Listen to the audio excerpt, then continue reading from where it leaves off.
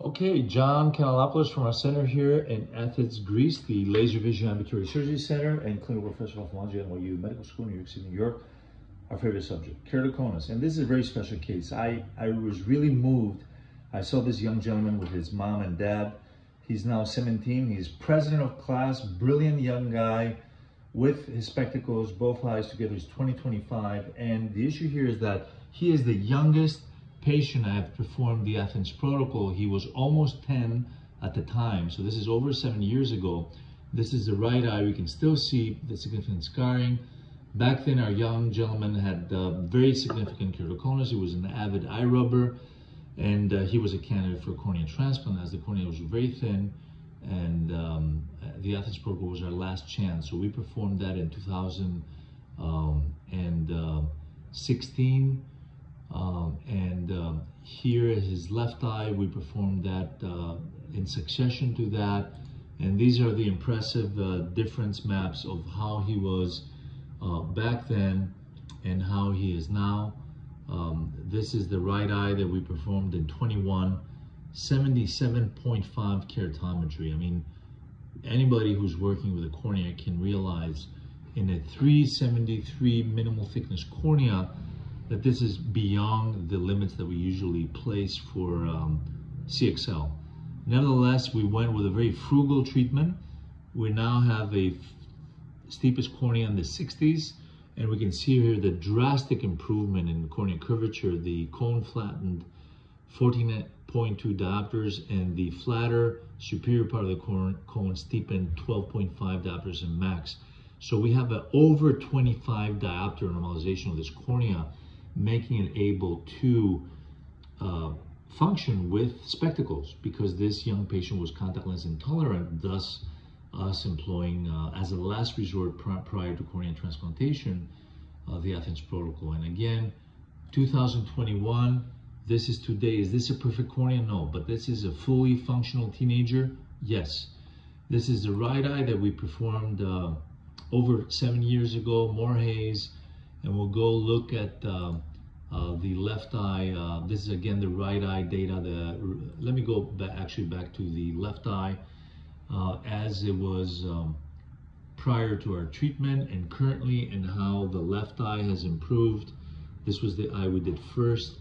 14.5 diopter flattening of the cone, almost 6 diopter steepening of the superior flatter area. So we're over 20 diopters normalization here. Not as impressive numbers as the right eye, but not as significant of keratoconus at this stage. Remember though that right eye we saw was in the 70s. This eye was in the 60s.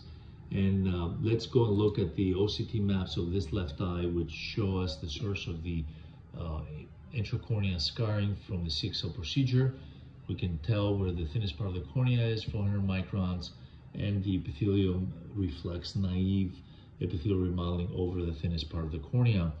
And the same maps for the right eye show a much thinner cornea, much thinner cornea.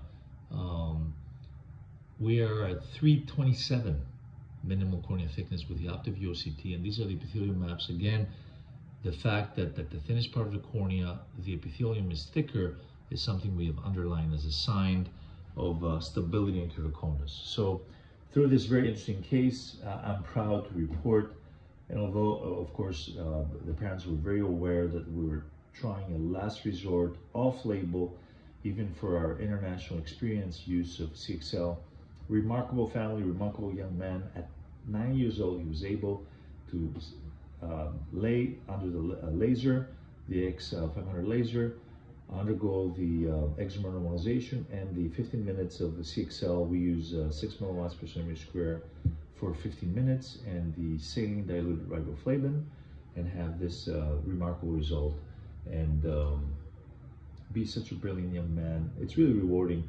I know many of us cornea transplant surgeons could have resorted on a cornea transplant. I'm not sure he would have been able to function better than he is today.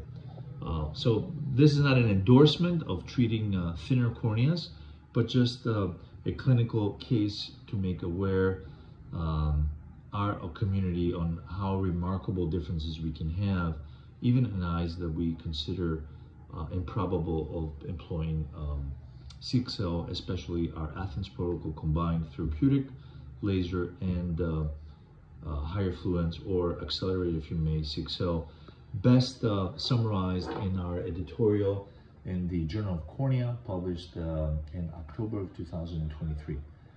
Visit the journal site. If not, email me. I'd be happy to personally email you a copy. It's open access, actually, so you're welcome to download it from the Journal of Cornea website.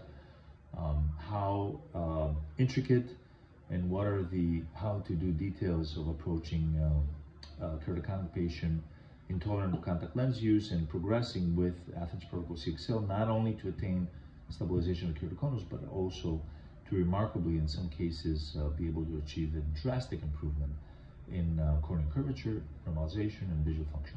John Kanopoulos from Athens, Greece. I'm signing out with these beautiful pictures.